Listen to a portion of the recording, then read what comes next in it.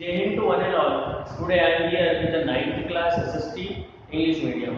Today we are going to discuss chapter number second. It is people as resource. In our yesterday's lecture we have completed lesson number first completely. That is the story of village Palampur. In our previous chapter we have discussed a lot about economical activities going on in the village Palampur. Now we are going to discuss chapter number second, people as resource. In that chapter, we are going to discuss the introduction part, importance of human resource, economic activities by men or women. So let's start. The chapter people as resource is an effort to explain the population as an asset for the economic rather than a liability. Populations become the human capital when there is an investment made in the form of education, training, medical care. In fact, the human capital is a stock of skill and productive knowledge employed in them. देखिए यहाँ पर ये बात कही जा रही है lesson number second में आपको ये बात बताई जा रही है कि जो ह्यूमन है वो किस तरीके से प्रोडक्टिव फॉर्म में कन्वर्ट हो सकता है। अभी हम ये मानते हैं कि हमारे भारत में जो पॉपुलेशन है वो बहुत ज़्यादा है। चाइना के बाद में सेकंड नंबर पर हमारे भारत में पॉपुलेशन है, मतलब दुनिया की सेकंड नंबर की पॉपुलेशन हमारे भारत में है, ये हम मानते हैं। लेकिन कहीं ना कहीं ये पॉपुलेशन एक प्रोडक्टिव और एक एसेटिव फॉर्म में किस तरीके से कन्वर्ट हो सकती है, ये हम इस लेसन के अंदर देखने जा रहे हैं। ये कैसे हो सकती है? यदि हम इसी पॉपुलेशन को सही से एजुकेटेड करेंगे और सही से इसे टेक्निकल नॉलेज देंगे और इनका मेडिकली केयर करेंगे, मतलब यदि किसी को कुछ बीमारी हो रही है तो उस बीमारी को आगे फैलने नहीं देना है, बल्कि वहीं उसकी रोकथाम करना है। तो जब हम ये सारी स्किल इस पॉपुलेशन में डेवलप्ड करने लगेंगे या डेवलप्ड करेंगे, जब ये एक रिसोर्स बन जाएगी, ये ह्यूमन पॉपुलेशन हो जाएगी, ये ह्यूमन रिसोर्स हो जाएगी। ओके, तो ये हम इस लेसन में देखेंगे कि पीपल को या लोगों को किस तरीके से रिसोर्स में कन्वर्ट किया जा सकता है, क्योंकि ह्यूमन भी एक रिसोर्स है। यदि अगर थोड़ी देर के लिए हम ह्यूमन को हटा देते हैं, मानव को हटा देते हैं, तो बाकी के हमारे रिसोर्स का कोई यूज नहीं है। जो हमारे मिनरल रिसोर्स है या एग्रीकल्चरल रिसोर्स है या फॉरेस्ट रिसोर्सेज है, इन किसी भी रिसोर्सेज का कोई यूज नहीं रह जाता है, क्योंकि इसको यूज करने वाला कौन है? मैन है। यदि मैन ही नहीं है तो इनका यूज नहीं रह जाता। तो इस लेसन में हम यही देखेंगे कि किस तरीके से पीपल को रिसोर्स में कन्वर्ट किया जा सकता है। अच्छा, लेसन को स्टार्ट करने से पहले मैं एक चीज और आपको बता दूं कि ऐसा व्यक्ति जिसके पास में टेक्निकल नॉलेज नहीं है तो वो कहीं ना कहीं रिसोर्स नहीं हो सकता। वो कहीं ना कहीं रिसोर्स तब हो सकता है जब उसके पास टेक्निकल नॉलेज है, एजुकेशन है। ओके, तब वो अपनी फैमिली के लिए भी ज़्यादा अर्न करेगा और देश के लिए नेशनल इनकम क्रिएट करने में और जीडीपी को बढ़ाने में भी कहीं ना कहीं सहायक होगा। सो लेट्स हम आगे देखते हैं इंग्लिश लैंग्वेज में। People as resources is a way of referring to different working people in their terms of their existence of productive skills and abilities. Looking at the populations from its productive assets emphasizes its ability to contribute to the creation of the gross national product. Like other resources, people also is a resources. A human resource is a positive side of the large population. There is a often overlooked where we look only at the negative sides. Considering on the problem of providing a population with a good education and access to a health facilities, when the existing human resource is further developed by becoming the more educated and healthy, we call it human capital formation. That adds to the productive power of the country, just like the physical capital in formation. Investment in the human capital through education, training, medical yield return like a just investment in physical capital. This can be seen directly in the form of the higher incomes earned because of the higher productivity of the more educated or the better trained person, as well as the higher productivity of the healthier people. Okay, देखिए यहाँ पर इसको किस तरीके से समझे। जो हमारी पॉपुलेशन है, यदि हम उसमें हेल्थ फैसिलिटी उसको देते हैं और इसके अलावा उसको एजुकेटेड करते हैं हमारी पॉपुलेशन को, और इसके अलावा मेडिकल फैसिलिटी देते हैं, मतलब ये एक तरीके का इन्वेस्टमेंट है। जब हम इसमें इन्वेस्टमेंट करेंगे तो हमें और भी ज़्यादा उसका जो बेनिफिट्स है वो मिलेगा। कहीं ना कहीं जैसे कि हम हमारी जो फिजिकल कैपिटल है उसके ऊपर जब हम कहीं पर जब हमारी फिजिकल कैपिटल लगाते हैं, मतलब जब हम प्लांट लगा रहे हैं कोई सी इंडस्ट्रीज लगा रहे हैं, कोई सी फैक्ट्री लगा रहे हैं, या कोई फार्म के अंदर हम इन्वेस्ट कर रहे हैं, तो उस इन्वेस्टमेंट का रिटर्न हमें मिलता है।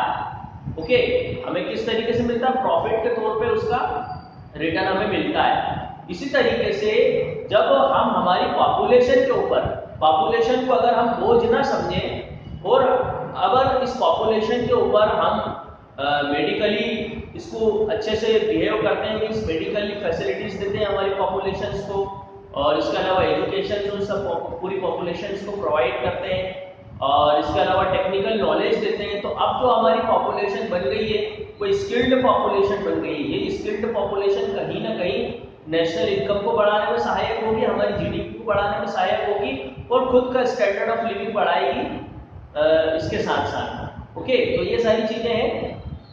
तो जिस तरीके से हम कहते हैं कि पॉपुलेशन, हम मानते हैं कि इंडिया में पॉपुलेशन बहुत ज्यादा है, तो कहीं ना कहीं पॉपुलेशन ज्यादा होना हमारे लिए एक चिंता का विषय है जरूर, लेकिन यदि इस पॉपुलेशन को हम प्रोडक्टिव बना देते हैं, यदि ये पॉपुलेशन कहीं ना कहीं टेक्निकली स्किल्ड हो जाती है, तो यही पॉपुलेशन हमें जीडीपी में और ज्यादा वृद्धि करके देगी, और इसके अलावा हमारी नेशनल इनकम बढ़ेगी इससे, और इनका खुद का स्वयं का पर्सनली स्टैंडर्ड ऑफ लिविंग भी बढ़ेगा।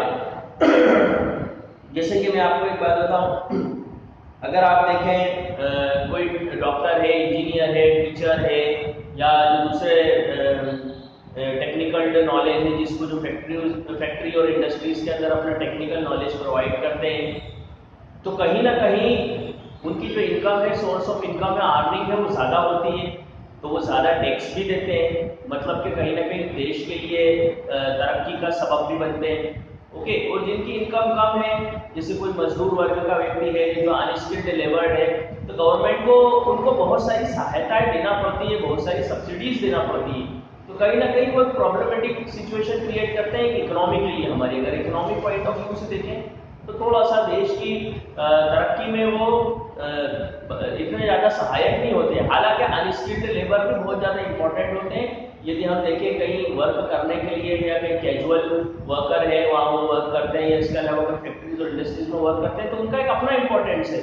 लेकिन कहीं ना कहीं ज़्यादा अर्निंग की बात करो, नेशनल इनकम को जो ज़्यादा बूस्ट देते हैं वो स्किल्ड, जो हमारी स्किल्ड पॉपुलेशन होती है और एजुकेटेड पॉपुलेशन होती है, वही एक बूस्ट देती है हमारे नेशनल इनकम को, जीडीपी को। ओके, आगे देखेंगे, not only due to more education and the healthier people can do the higher income, society also gain in the indirect ways of people the advantages of the more educated the elder population spreads to those also who themselves were not directly educated or given as a health care. In fact, the human capital is one way superior to the other resource like the land, physical capital. Human resource can make use of land and capital, and land and capital cannot become the useful on its own.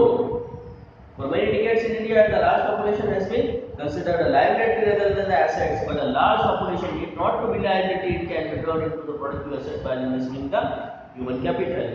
यहाँ पर भी वही बात कही गई है कि पहले के ज़माने में कहीं ना कहीं हम बोझ समझते थे हमारी पॉपुलेशन को, पॉपुलेशन हमारी चाइना के बाद में इंडिया की बहुत ज़्यादा हो गई है, तो ये हमारे लिए प्रॉब्लमेटिक सिचुएशन है। लेकिन कहीं ना कहीं हम इसको ह्यूमन कैपिटल बना सकते हैं। वो कैसे बना सकते हैं कि इसके एजुकेशन पे ध्यान देके, इसके हेल्थ पे ध्यान देके, और इसके टेक्निकल नॉलेज पे ध्यान देके, यदि हम इसमें इनको आगे बढ़ा सकते हैं तो कहीं ना कहीं जो हमारा पॉपुलेशन है ये ह्यूमन कैपिटल बनेगी। इसके अलावा हम ये नहीं कह सकते कि जिसके पास में टेक्निकल नॉलेज है, या जो स्किल्ड है, या जो प्रोफेशनली वर्क कर रहा है, वही केवल ह्यूमन रिसोर्स है। ह्यूमन रिसोर्स हम सभी को कहेंगे, जो एक अनस्किल्ड लेबर है उसको भी ह्यूमन रिसोर्सेज कहेंगे, क्योंकि उसका अपना वर्क भी इम्पोर्टेंट है। यदि उसका वर्क, यदि वो अनस्किल्ड लेबर नहीं रहेगा, या जो लेबर जो वर्क करते हैं, जो मजदूर है, जिनको केवल जो बता दिया जाता है वो वर्क करते हैं, वो कोई उसके पास स्किल्ड नॉलेज नहीं होता, जब वो नहीं होगा तो उसका वर्क कौन करेगा? हालांकि बहुत सारी मशीनें आजकल आ चुकी हैं जो उसकी प्लेस को वर्क कर सकती है, लेकिन फिर भी कहीं ना कहीं उनका इंपॉर्टेंस अपना है, तो वो भी कहीं ना कहीं ह्यूमन रिसोर्सेज में आता है। देखिए यहाँ पर आपको दो स्टोरी दी गई है, पेज नंबर 17 पे दी गई है स्टोरी ऑफ सकल की स्टोरी, और पेज नंबर 18 पे दी गई है स्टोरी ऑफ विलास। ये दोनों की दोनों स्टोरी आपको रीड करना है। इन दोनों स्टोरियों में ये बात कही गई है कि जो सकल है और विलास है, ये दोनों के दोनों एक ही गांव के अंदर रहने वाले हैं, और इनमें से जो सकल होता है वो कहीं ना कहीं He started studying and completed his higher secondary examination. His father persuaded him to continue studying. He graduated. देखिए शकल की अगर हम बात करें तो शकल ऐसा व्यक्ति है कि जो जिन्होंने हायर स्टडीज़ करी और हायर स्टडीज़ करने के बाद में कहीं ना कहीं जब उसकी नौकरी लगी तो एक प्रोफेशनल उसको जॉब मिल गई और जॉब मिलने की वजह से वो अब ज़्यादा कमाने लगा। और इसके अलावा अगर मैं विलास की बात करूँ तो विलास कहीं ना कहीं जो फिश वगैरह सेल करने का वर्क है उनका वो अपनी मदर के साथ अभी भी कर रहा है। और इसकी जो मदर है वो कुकिंग वगैरह करती है, घर में खाना बनाने का काम करती हैं। ओके, तो कहीं ना कहीं जब इन दोनों एग्जाम्पल को देखते हैं तो हमें ये बात मालूम पड़ती है कि जो शकल है उसके ऊपर उसमें जो है एजुकेशन दी गई, उसे एजुकेशन के साथ साथ उसको जो है टेक्निकल नॉलेज वगैरह मिला, मतलब हायर सेकेंडरी के बाद उसने फर्दर स्टडीज़ को जारी रखा। तो और जो विलास है वो विलास ने जो है हायर स्टडीज़ वगैरह नहीं करी। उनके जो पिता है फिशरमैन थे, तो बाद में जो है कुछ सालों के बाद में जो विलास है वो भी अपने फादर के जैसे ही फिशरमैन की तरह काम करने लगा। इनकी स्टैंडर्ड ऑफ लिविंग और इनके रहन सहन के तरीके में विलास के कोई परिवर्तन नहीं आया है, वैसे ही अपने फादर के साथ आज भी रहता है जैसे कि पहले रहता था। लेकिन अगर शकल की बात करें तो वहाँ बहुत ज़्यादा चेंजेसमेंट आ गया है। तो ये दो स्टोरियों से हमें ये मालूम पड़ता है, मैंने ये शॉर्ट आपको बताइए, एक बार आप रीड करेंगे। इससे हमें ये मालूम पड़ता है कि कहीं ना कहीं जो एजुकेशन है, हेल्थ है और जो टेक्निकल नॉलेज है कितना ज़्यादा इम्पोर्टेंस होता है हमारी लाइफ के अंदर। ओके, तो देखिए investment in the human resource bye education medical can give high rates of return. देखो ये बात अब यहाँ से सिद्ध होती है कि यदि ह्यूमन रिसोर्सेज के अंदर हम इन्वेस्टमेंट करेंगे तो ये रिटर्न के अंदर या फ्यूचर के अंदर हमें हाई रेट्स ऑफ रिटर्न देगा, बहुत ज़्यादा रिटर्न देगा। This investment on the people in the same age investment in the land and capital.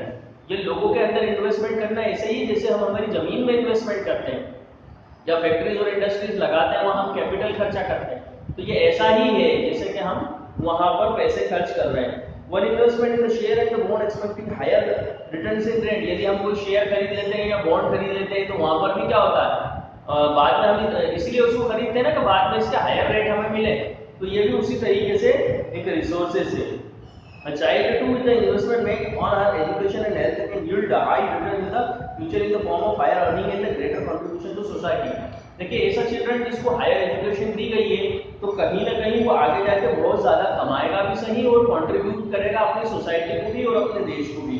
Educated parent are found to invest more heavily on the education on their child. देखिए हम बात करें ज़्यादातर educated parents की, तो educated parents वो होते हैं जो अपने चाइल्ड के एजुकेशन पर बहुत ज़्यादा ध्यान देते हैं और शुरू से उनका एक एम और एक उद्देश्य फिक्स होता है कि हमारे चिल्ड्रंस को, हमें चाइल्ड को हमें क्या बनाना है। तो आगे जाके उनके चाइल्ड बनते भी हैं, मीन्स कहीं ना कहीं वो उनको कुछ टेक्निकल नॉलेज होता है, वो इंजीनियर, डॉक्टर या लॉयर वगैरह इस टाइप से बनते हैं। ओके, और यदि हम बात करें अनएजुकेटेड पेरेंट्स की, तो अनएजुकेटेड पेरेंट्स अवेयर नहीं होते, ना वो स्टडी से अवेयर होते हैं, ना वो टेक्निकल नॉलेज से अवेयर होते हैं, किसी चीज़ से वो अवेयर नहीं होते। तो ये कारण होता है कि जो उनके चिल्ड्रंस होते हैं वो चिल्ड्रन भी कहीं कहीं जो प्रोडक्टिव नहीं बन पाते, कहीं ना कहीं वो प्रोडक्टिव नहीं बन पाते, रिसोर्स नहीं बन पाते और उन्हें फिर वही ट्रेडिशनल वर्क करना पड़ता है जो उनके फादर करते आ रहे हैं या बाकी जो लोग हैं करते आ रहे हैं। देखिए अगर हम बात करें, कुछ एग्जांपल यहाँ पर हमें दिया हुआ है जापान का, तो जापान की अगर हम बात करें तो ये कोई बहुत बड़ा देश नहीं है और इसके अलावा यहाँ पर जो एग्रीकल्चर लैंड है वो भी सीमित है और यहाँ की जो भूमि है, मीन्स यहाँ की जो धरती है वो भी सीमित है। मतलब अभी देखा जाए तो डेंसिटी ऑफ पॉपुलेशन बहुत ज़्यादा है जापान के अंदर भी, हालांकि पॉपुलेशन ज़्यादा नहीं है लेकिन डेंसिटी ऑफ पॉपुलेशन इंडिया से भी ज़्यादा है। तो लेकिन इन्होंने किया क्या, इन्होंने यही चीज़ की है कि जो अपने यहाँ के पॉपुलेशन है उसको प्रोडक्टिव बनाया इन्होंने, उसके अंदर एजुकेशन दी, उसके अंदर स्किल पैदा किया और कहीं ना कहीं उन्हें मेडिकल फैसिलिटीज प्रोवाइड की थी। जब ये चीज़ उन्होंने की तो ये आज दुनिया की डेवलप्ड कंट्री में शामिल है। ओके, तो ये हमने पीपल एज रिसोर्स का हम इंट्रोडक्शन पार्ट देखा और इंपॉर्टेंट ऑफ ह्यूमन रिसोर्स के बारे में हमने देखा। अब हम थर्ड नंबर पर डिस्कस करेंगे economic activities by man and women. Economic activities देखेंगे आज हम मैन और वुमेन की। देखिए स्टार्ट करते हैं हम। Like Vilas and Sakal people have been engaged in the various activities we started. Vilas sold fish and Sakal got a job in the firm. the various activities have been classified into 3 main sectors। देखिए अभी हमने एक example देखा, उसके अंदर ये बात हमने देखी कि जो विलास है वो फिश वगैरह सोल्ड करता है अपने फादर के साथ में, और सकल को एक जॉब मिल गई है एक फर्म के अंदर, एक कंपनी के अंदर। अब अगर आप वेरियस एक्टिविटीज को हम देखें, वेरियस इकोनॉमिक एक्टिविटीज को देखें तो इसको 3 पार्ट्स के अंदर डिवाइड किया गया है, जैसे प्राइमरी, सेकेंडरी और टर्शियरी, ये 3 पार्ट्स होते हैं। First part is primary activity and second part is secondary and third part is tertiary. Okay, यदि मैं प्राइमरी एक्टिविटी की बात करूं तो प्राइमरी एक्टिविटी वो होती है जो डायरेक्टली नेचर से जुड़ी हुई होती है, जैसे कि फिशिंग है या एग्रीकल्चर है या माइनिंग है, ये डायरेक्टली नेचर से जुड़ी हुई है। ओके, या केटल रियरिंग है, ये सब नेचर से जुड़ी हुई है। यदि मैं सेकेंडरी एक्टिविटीज की बात करूं तो सेकेंडरी एक्टिविटीज जैसे फैक्ट्रीज और इंडस्ट्रीज के अंदर जब हम किसी चीज को प्रोसेस करते हैं तो वो सेकेंडरी एक्टिविटीज कहलाती है, इंडस्ट्रीज एंड फैक्ट्रीज। ओके, अब अगर मैं टर्शियरी एक्टिविटी की बात करूं, या इसको टर्शियरी सेक्टर या सर्विस सेक्टर भी कहते हैं। सर्विस सेक्टर इसलिए कहते हैं यहाँ पर हम किसी की सेवा ले रहे होते हैं, जैसे कि डॉक्टर है, वहां पर हम जाते हैं तो डॉक्टर से क्या लेते हैं, सेवा लेते हैं, मतलब हम उसको कुछ दे नहीं रहे हैं, कुछ ले नहीं रहे हैं, बल्कि सेवा ले रहे हैं। कम्युनिकेशन, जैसे कि यदि आप अब मोबाइल की बात करें तो आपके पास आइडिया की सिम है या एयरटेल की सिम है, वहां आप उससे कुछ दे नहीं रहे हैं और ले नहीं रहे हैं, बल्कि वो आपको क्या कर रहा है, एक सर्विस प्रोवाइड कर रहा है, आपके मोबाइल को चलाने के लिए एक सर्विस प्रोवाइड कर रहा है। तो ये टर्शियरी एक्टिविटीज में आता है, या इसको सर्विस सेक्टर भी कहते हैं या सर्विस एक्टिविटीज भी कहते हैं। ओके, अब ये तीनों जो एक्टिविटीज होती है इससे हमारा प्रोडक्शन होता है, गुड्स और सर्विसेज हमारी चलती है। ओके, और कहीं ना कहीं हमारी नेशनल इनकम बढ़ाने में बहुत ज्यादा सहायक होती है, इसलिए हम इसको इकोनॉमिक एक्टिविटीज कहते हैं। ओके, अब इकोनॉमिक एक्टिविटीज के 2 पार्ट होते हैं, एक तो मार्केट एक्टिविटीज होती है और एक नॉन मार्केट एक्टिविटीज होती है। Market activities involve remunerations to anyone who performs that is activity performed to pay or profit। देखो मार्केट एक्टिविटी में वो एक्टिविटी परफॉर्म होती है जहां पर उसका मुनाफा वगैरह किसी व्यक्ति का जुड़ा हुआ होता है, प्रॉफिट जुड़ा हुआ होता है, या वो किसी चीज को पे करेगा और वहां से कमाएगा, इसको हम मार्केट एक्टिविटी कहते हैं। जैसे फॉर एग्जांपल आप एक शॉप को ले लीजिए, यदि किसी व्यक्ति की कोई शॉप है तो वो किसी को पे करता है, मतलब जो होलसेलर होता है उसको वो पे करता है, वो पे करने के बाद में अपने जो उसकी थिंग्स होती है, जो चीज होती है उसको लेता है और इसके बाद में इसको रिटर्न में बेच देता है, तो यहाँ से वो अपना प्रॉफिट कमाता है, इसको हम मार्केट एक्टिविटी कहेंगे। This include production of goods और सर्विस इंक्लूडिंग गवर्नमेंट सर्विसेज। देखो इसके अंदर प्रोडक्शन ऑफ गुड्स भी होता है, बहुत सी फैक्ट्रीज और इंडस्ट्रीज में प्रोडक्शन ऑफ गुड्स होता है या सर्विसेज होती है। ओके, इसमें गवर्नमेंट सर्विसेज भी कुछ जुड़ी हुई होती है। Non market activities are the production for self consumption. Non market activity वो है जो सेल्फ कंजप्शन के लिए, केवल अपने यूज के लिए इस्तेमाल में ली जाती है। This can be consumptions and process of primary products and own account production of fixed asset. देखें ये प्राइमरी प्रोडक्ट के लिए this can be consumptions and processing of primary products and on account production of fixed assets। देखिए ये केवल अगर non farming अगर मैं बात करूँ नॉन मार्केट एक्टिविटीज की, तो नॉन मार्केट एक्टिविटी वो होती है जो अपने लिए हम कंजर्व कर रहे होते हैं। जैसे आपने बहुत सारी फार्म के अंदर देखा होगा कि किसी व्यक्ति का फार्म छोटा होता है, वहां पर वो वर्कआउट करता है इसलिए ताकि उसको साल भर का जो अनाज है वो मिल सके। यहाँ पर वो कोई मार्केट एक्टिविटी को परफॉर्म नहीं कर रहा है, मतलब कि मार्केट में उसको सेल आउट नहीं कर रहा है, कोई उसका प्रॉफिट कमाना उद्देश्य नहीं, केवल उद्देश्य ये है कि अपने नीड्स को वो पूरा कर सके, तो इसको हम कहते हैं नॉन फार्म एक्टिविटी। तो आज के लिए इतना ही। बाकी का जो पेज नंबर 20 पे नीचे का जो पार्ट है due to historical and cultural reason वगैरह, यहाँ से हम कल पढ़ेंगे, और बाकी का जो आपका होमवर्क वगैरह है और जो दूसरी एक्टिविटीज है वो मैं आपको नीचे डिस्क्रिप्शन में प्रोवाइड कर दूंगा। तो आज के लिए बस इतना ही। जय हिंद, जय भारत।